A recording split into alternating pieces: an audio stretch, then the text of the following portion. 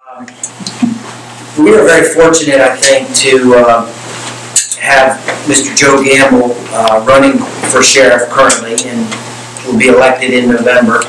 As a council member, we have to interface well with our county sheriff, and so when Joe did well in the primary, I invited him out for a cup of coffee.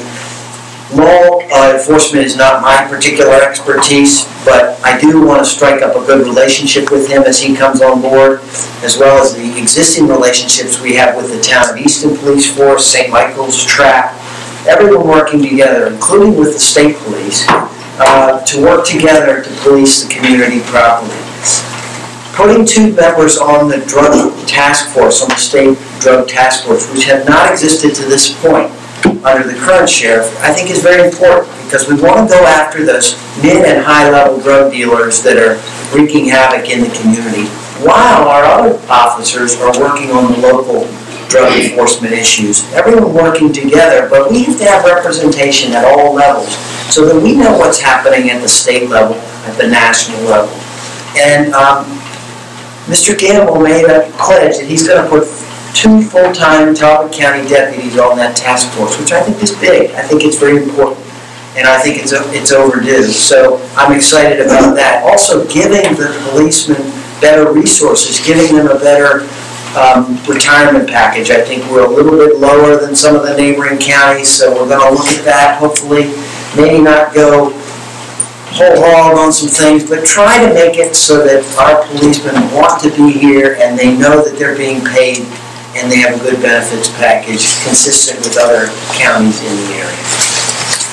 I met with Joe Gamble for an hour and a half on Tuesday this week, probably for the same reasons that Dirck did, just to get his sense of what he thinks the needs are going forward to deal with this really horrific heroin problem we have in Talbot County. And it exists, and he was very specific about some of his recommendations. The 2 new deputies that the council, I think, and it was a really superb move, funded to add to his workforce, he's going to put and devote to the drug task force. So that's key. The sheriff's department needs more manpower, for sure. The other thing that's critically important, and that he pointed out, was the sharing of information that exists already between law enforcement in St. Michael's, in TRAP, in Easton, and that the ability of his officers to work together and get that information and process it, and how to go to the drug task forces if that's the best place to go. Also, when people call in and say there's something going on in my neighborhood, and he shared with me a story of a mom who called in from Tillman and was not getting help, unfortunately, but has since, it's been worked out, and actually someone from Easton PD ended up helping her out. But using that information that's provided by citizens, okay? So the deputies, the drug task force, going after tips, following them up. And the other piece is training. He feels strongly that his deputies need to be trained in how to approach cars and what you can do with just search cars for drugs, that kind of thing, and how to deal with tips that come in from the general public. So I think it's very important. This problem is so acute.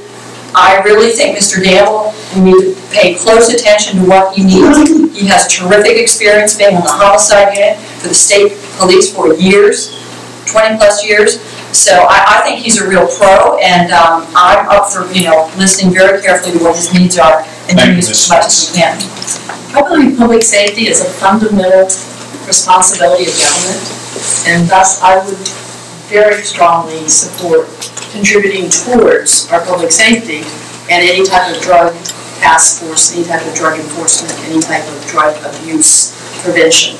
I think it goes to a combination of the local, the county, the state, the federal. It goes to the communication between them. It goes to communicating with citizens as to what to look for and having them know who to call if they do see suspicious activity. It goes to communicating with our citizens as to what to look for when they see gang activity. We're seeing more and more gang activity in this county. We don't talk about it, we don't hear a lot about it, but it's here. And a lot of the gangs are bringing in the drugs. That's where they're making a lot of their money to support their activities. So we need to know what we're looking for, and once we know, we need to be willing to stand up and report it.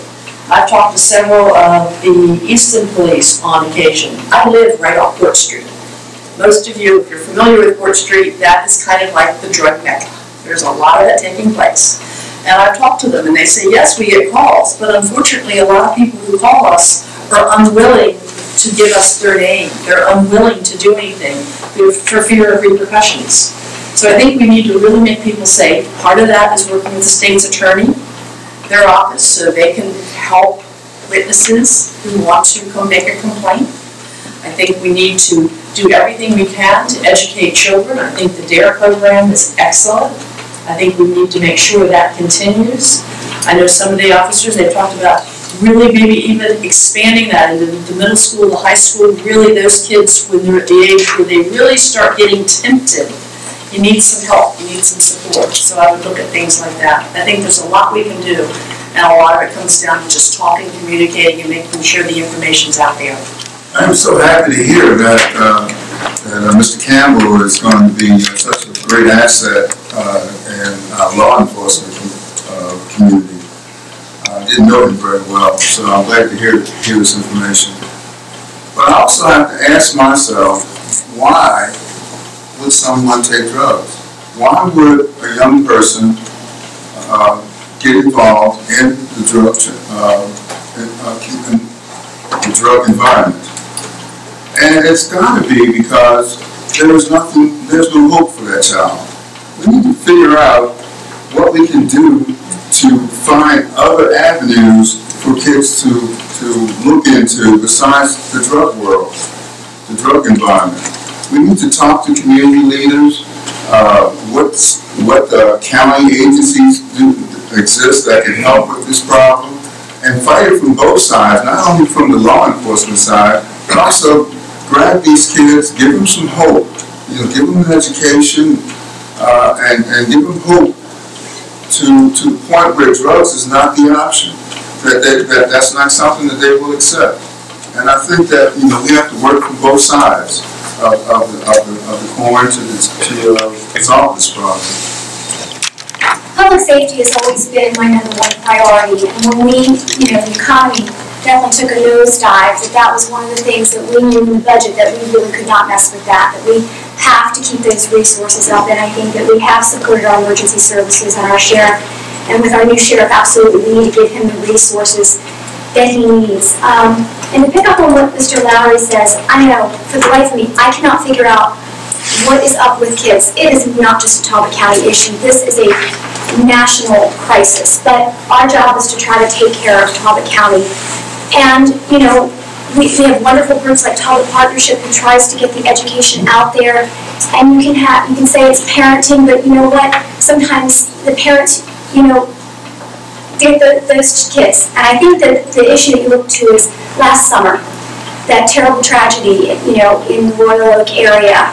And the person who supplied those drugs was the son of a very well-to-do man in here.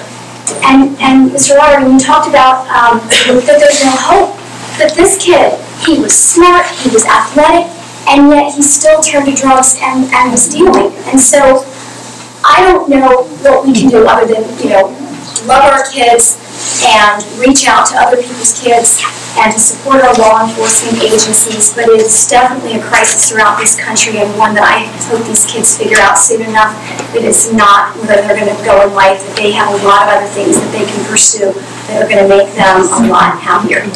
Public safety is #1. We can all agree with that. Just to touch base with Mr. Lowery on educating young kids, I mean, that's really one of the main reasons. My 16-year-old's in 10th grade in Easton High, and I get firsthand hearing ground zero of what's going on with the drugs, okay?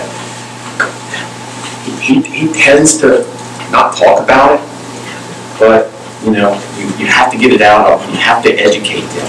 That's why I've tried to help him understand the education of him going into the firehouse, learning firefighting, accident, seeing some of his friends, okay? I've been on many calls myself where drugs have been involved and one of your friends has been hurt or been killed. that I really truly think that you've got to educate the child. The family's got to educate the child. Joe Gamble is going to be great for us. We're very fortunate. He's very passionate, very experienced.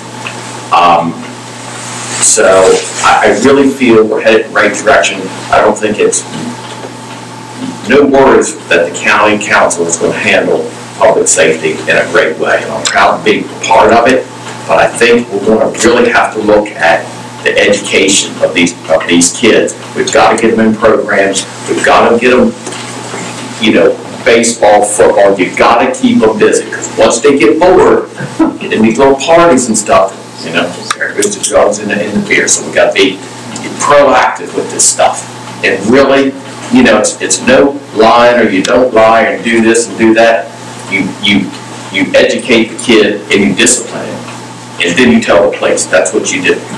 Thank you. This is a big issue. Drugs have always been a part of American society, unfortunately, and I guess they will always be a part of our society. 2004, when the Maryland Adolescent Survey came out, Talbot County was ranked at the top when it came to adolescent substance abuse, at the very top. And there were many people, and I remember at that time as a member of the Blue Ribbon Commission, there were many people in Talbot County who would rather stick their heads in the sand than to deal with the drug abuse problem in Talbot County. They really did. And they looked at me like I had 3 heads, and I said, guys, we have an issue that we have to deal with in our county. No, not here. That's a Baltimore City issue. The largest population when it comes to heroin use, if you look at statistics, are white females between the age of 18 and 25. There's no longer African American males in the city. That's the largest demographic when it comes to heroin use. And we have to get serious about it, and we have to address it head on. This council, I believe, has been proactive. Doug Devin is down at our county detention center. We hired an intake resource officer, and that person's job is to look at the background of persons coming into our institution and try to partner that person up with the resources available, whether it be GED classes, substance abuse classes, whether it be parenting classes. Those volunteers that come into our detention center and to work with that individual to hopefully give them the help that they need before they go back home. I'm also interested in looking at the possibility of a resource officer at our high school. We tried it several years ago. It didn't work as well. We had to cut it back because of budgetary reasons. So I would be interested in looking at that again and working with Kelly Griffith and the school board to see if that's something that's needed. I'm going to take direction from them on that. But they come back to us and they assess the problem as that, we will certainly look at it. Also, we're going to hear back from Ms. Spence and her group with the youth with behavior survey. That's the most recent survey statewide that was done looking at adolescent substance abuse. So this council has been engaged. We know the problem is real, and I have to stop.